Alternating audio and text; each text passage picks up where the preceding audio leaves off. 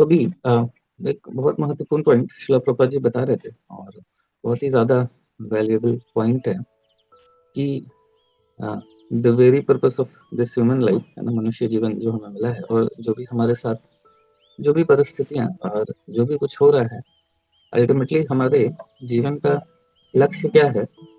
अ, भक्त बनने के बाद क्या लक्ष्य है हमारा? मतलब जब हम भक्ति में आ गए, समझ में आ रहा है कि अच्छा हमें भक्ति करना है, तो मतलब सभी के लिए तो ये लक्ष्य है ही डेफ़िनेटली और हमें भी जब भक्ति में आने के बाद ये हमेशा रियलाइज़ करते रहना होगा कि अल्टीमेटली हमारे हमारा जो सबसे बड़ा पर्पस क्या है भक्ति में आने का, तो और ये जो भी जीवन मिला है, उस जीवन में हम जो भी कार्य कर रहे हैं, है ना? चाहे वो प्रीचिंग ही क्यों ना हो, कीर्तन ही क्यों ना हो, है ना? फैसिलिटेशन हो, काउंसलिंग हो, कुछ भी हो, जो भी कार्य हम कर रहे हैं, तो सारे कार्यों का अल्टीमेट पर्पस क्या है कि हम अपनी चेतना के स्तर को ऊपर उठाएँ। है ना? ये देखिए और इसी के लिए ही प्रयास करना चाहिए। जैसे नॉर्मल प्रभुपाद जी जैसा बाकी जगह कई अन्य जगह ऐसा बताते हैं, बाकी लोगों को समझाते हैं कि देखो बहुत ज़्यादा सुख का प्रयास मत करो, बहुत ज़्यादा दुःख का प्रयास भी मत मतलब दुःख से बचने का बहुत प्रयास मत करो और उसमें पूरा सब कुछ मत लगा दो और बहुत ज़्यादा सुखी होने का प्रयास भी में भी अपना सारा जीवन मत लगा दो। क्योंकि जैसे कोई व्यक्ति दुःख नहीं चाहता है ना? हम में से कोई दुःख नहीं चाहता है, फिर भी हमारे जीवन में दुःख आ ही जाता है ना? हम चाहे या नहीं चाहें।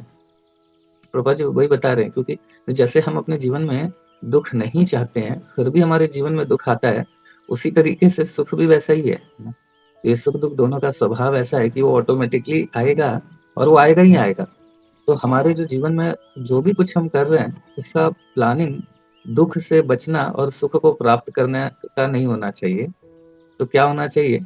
बस एक ही चीज़ है जो कि हमारे हाथ में है और वो है हमारी आध्यात्मिक प्रगति, है ना?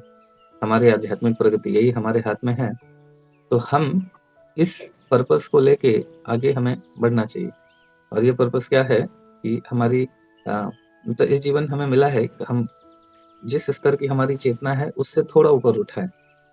अब समझिए कैसे कि हमारी चेतना ऊपर उठ रही है, नीचे जा रही है ना? कई बार हमें लगता है कि हमारी चेतना तो ऊपर उठ ही रही है, लेकिन अगेन वही पॉइंट आ रहा है कि कैसे हम समझ सकते हैं कि हमारी चेतना ऊपर उठ रही है, जितना ज़्यादा हमारे अंदर ये सर्वेंट ऑफ द सर्वेंट वाली फीलिंग आ रही है ना?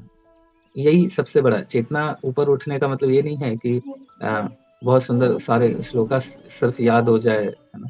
बहुत अच्छा हम सेशन देने लगे, बहुत अच्छा प्रीचिंग करने लगे, कई सारे फॉलोअर्स बन जाए, है ना?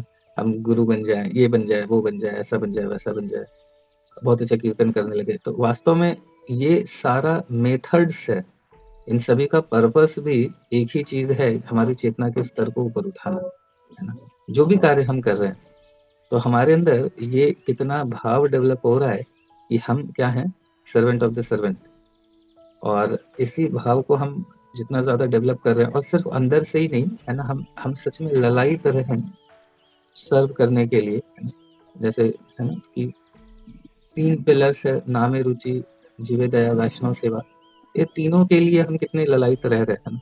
जो बाकी जीवात्मा उनके ऊपर दया दिखाने के लिए जो भक्ति नहीं कर रहे हैं और जो ऑलरेडी भक्ति कर रहे हैं, तो उनकी सेवा के लिए हम कितने ललायत हैं।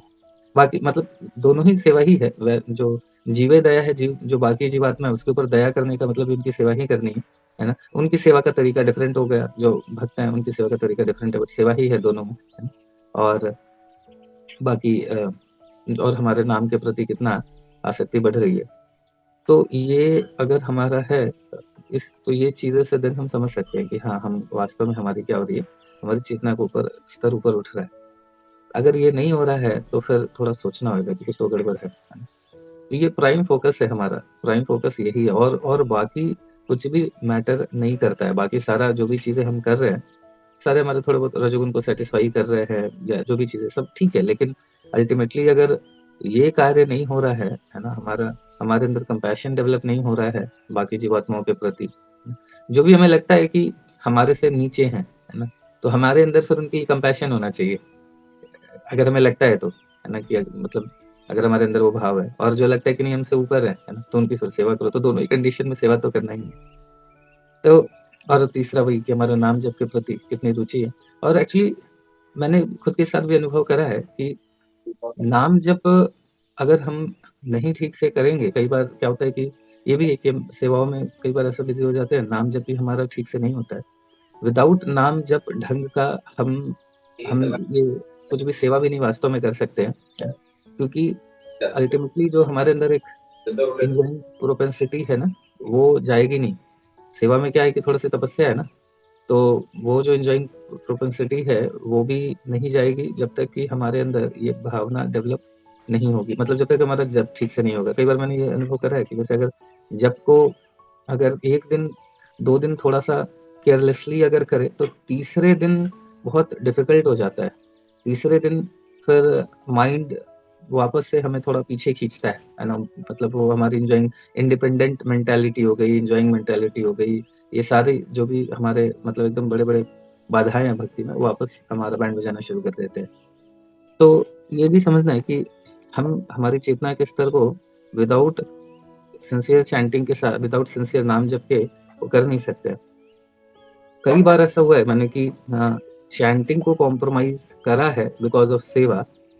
वो सेवा तो हो गई, उसके बाद जो सेवा होती है उसमें बैंड बज जाता है, उसमें पूरा हरि बोल हो जाता है ना?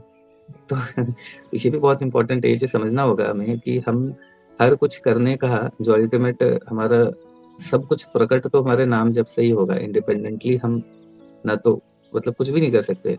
हर कुछ प्रकट नाम जप से होगा। एक बार मैं मायापुर में था, तो वहाँ पे कीर्तन मेला चल रहा था। तो वहाँ पे काफ़ी अ मतलब बड़े कीर्तनिया हैं, बहुत मैं नाम तो मैं भूल गया, उनका नाम मुझे याद नहीं है। बहुत अच्छा कीर्तन करते हैं और तो वो आए वहाँ पे, तो आके पहले कोने में बैठ के उन्होंने ना अपना कुछ राउंड्स चैंटिंग करा एंड देन उसके बाद वो उन्होंने फिर कीर्तन शुरू करा। तो वही मैं देख रहा था उनको, है ना? तो उनको क्लियर है कि क्लियर है कि ये सारा कुछ नाम जब से ही प्रकट होगा, तो ये विदाउट नाम जप इस चेतना को मेंटेन करना, मतलब अगर जस्ट कंक्लूड करें अभी आज का सेशन, तो पहला पॉइंट यही है कि हमारे नाम जप को सिंसियरली लेंगे, तो ही हमारी चेतना का स्तर ऊपर उठेगा। और चेतना का स्तर ऊपर उठाने और तो पहला तो ये है नाम जप, दूसरा कि हमें क्लैरिटी रहनी चाहिए। हम जो भी कुछ कर रहे हैं भक्ति के अंतर्गत, तो सारे कार्यों का पर्पस ना तो काउंसलर को, गुरु को इम्प्रेस करना है ना? ना तो हमारा पर्पस कुछ किसी को दिखाना है, कुछ दिखावा करना है, बड़ा कीर्तनिया बनना है, प्रीचर बनना है, ये बनना है, वो बनना है, कुछ नहीं बनना है। हमें हमारा अल्टीमेट जीवन का लक्ष्य तो यही है ना?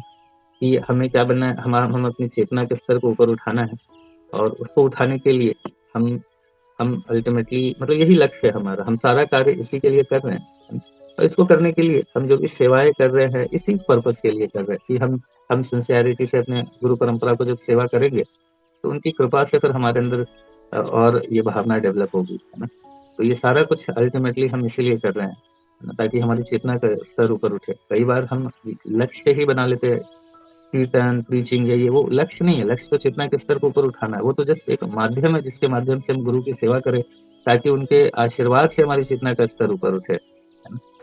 समझ रहे? तो ये समझना बहुत इम्पोर्टेंट है कि इसी लक्ष्य को हर कार्य करते हुए हमारे जो थॉट्स आ रहे हैं मन में, हम जो एक्शंस है, मन, वचन, कर्म तीनों से हमें देखना है कि हम कितना भगवान के प्रति हम सोच रहे हैं, भगवान को सेंटर में रख के सोच रहे हैं हर एक एक्शन को लेते हुए, कितना हमारा इंडिपेंडेंट हो रहा है। तो ये था। ठीक है, यहाँ पे रुकते हैं, किसी का कुछ प्रश्न है तो मैं भी डिस्कस कर सकते हैं, अदरवाइज़ सेशन को एंड कर सकते हैं। सैटरडे कभी-कभी हरिनाम होता है, तो फिर कभी-कभी तो सेशन आज नहीं था, तो आज हम लोग सेशन कर रहे हैं।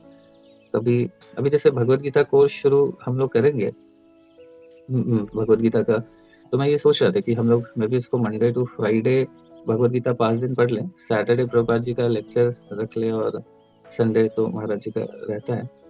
तो ऐसा फिर क्योंकि सैटरडे या कभी सेशन हो सकता है, कभी नहीं हो सकता है। मोस्टली कीर्तन रहेगा, कल भी थोड़ा कोऑर्डिनेट करने में थोड़ा ये हुआ, अदरवाइज़ अभी मॉर्निंग में तो कीर्तन मतलब रहता है हरिनाम संकीर्तन। तो उस तरीके से मैं सोच रहा था कि प्रभुपाद जी का लेक्चर ही रख ले, तो एक थोड़ा-सा सबको क्लैरिटी भी रहेगी, या फिर किसी-किसी दिन नहीं है तो उस दिन कुछ ऐसा डिस्कशन कर सकते हैं, क्वेश्चन आंसर कर सकते हैं। अदरवाइज़ फिर वो लेक्चर हम लोग प्लान करेंगे मोस्टली। क्योंकि हरिनाम है तो फिर थोड़ा डिफ़िकल्ट होता है सेशन का। और बाकी 5 दिन तो रहेगा ही। सैटरडे का थोड़ा कभी हो सकता है, कभी नहीं हो सकता है, संडे महाराज जी का। तो अभी जस्ट 1-2 दिन और बचा है ये, फिर हम लोग शुरू करते हैं भगवद गीता का थोड़ा-सा। ऊपर थोड़ा पहले तो थोड़ा महात्म्य थोड़ा समझेंगे एंड देन फिर हम लोग डिटेल में, काफ़ी डिटेल में चर्चा करेंगे भगवद गीता। जहाँ पे ज़रूरत है 1 श्लोक 1 दिन में पढ़ेंगे, जहाँ पे ज़रूरत नहीं है तो हम लोग रीड करेंगे पर्पट्स को भी एंड ट्रांसलेशन तो पढ़ेंगे ही, पर्पट्स को पढ़ेंगे। तो आराम-आराम से काफ़ी डिटेल में पढ़ेंगे हम लोग एक-एक पॉइंट्स को डिस्कस करते हुए। ज़रूरत पड़ा तो 2 दिन में 1 श्लोक कंप्लीट करेंगे। 3 दिन भी लगा सकते हैं अगर कुछ बहुत महत्वपूर्ण रहा तो। लेकिन आराम-आराम से पढ़ेंगे, जहाँ जो लगेगा कि ठीक है इसको जस्ट शॉर्ट मतलब ज़्यादा अभी इसमें नहीं है तो फिर तो आगे बढ़ जाएँगे। बट प्रयास करेंगे कि जितना हो सके हम लोग एक-एक तत्व को समझें, भगवद गीता एक-एक श्लोक को। Hare Krishna, Krishna Krishna, Hare Hare, Hare Rama,